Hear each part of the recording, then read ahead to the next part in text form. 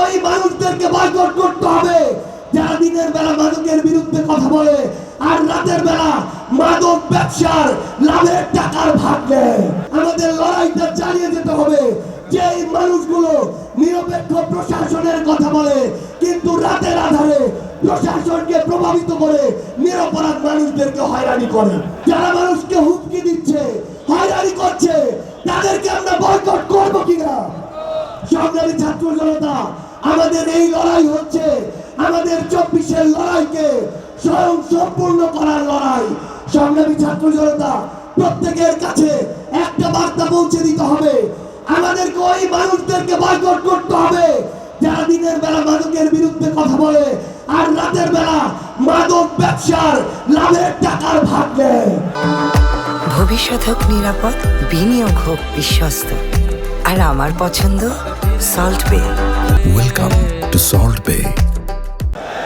আমাদের ওই মানুষদেরকে রুখে দিতে হবে যে মানুষগুলো দিনের বেলা শিক্ষা প্রতিষ্ঠানের উন্নতির কথা বলে আর রাতের আধারে কোন শিক্ষা প্রতিষ্ঠানে নিজের দলে কোন চাটুকারকে সভাপতি সেক্রেটারি বানিয়ে শিক্ষা প্রতিষ্ঠানকে নষ্ট করবে সেই পরিকল্পনা করে।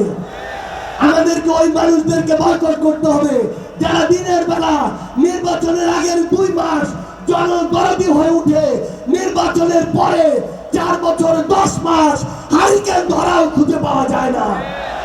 আমাদের ওই মানুষদের বিরুদ্ধে দাঁড়াতে হবে যে মানুষগুলো শ্রমিকের সন্তানকে শ্রমিক বানায়, শ্রমিকের পরবর্তী প্রজন্মকে শ্রমিক বানায় কিন্তু নিজের সন্তানকে বিদেশে পড়াশোনা করায়। আমাদের ওই মানুষদের বিরুদ্ধে আমাদের লড়াইটা চালিয়ে যেতে হবে। যে মানুষগুলো নিরপেক্ষ প্রশাসনের কথা বলে কিন্তু রাতের আধারে প্রশাসনকে প্রভাবিত করে নিরপরাধ মানুষদেরকে হয়রানি করে। সংগ্রামী ছাত্র জনতা, আমি শুধু আপনাদেরকে এই অনুরোধটাই করব, মহান আল্লাহ তাআলা স্বাধীনতার পরে এই প্রথমবারের মতো আমাদেরকে এই সুযোগ দিয়েছেন।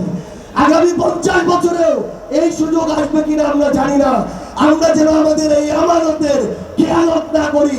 সারা বাংলাদেশের টেকনাফ থেকে তেতুলিয়া, রূপসা থেকে পাথুরিয়া 1,47,570 বর্গ কিলোমিটারে শুধু একটাই ধ্বনি হবে, 10 দলীয় ঐক্যবদ্ধ বাংলাদেশ ইনশাআল্লাহ।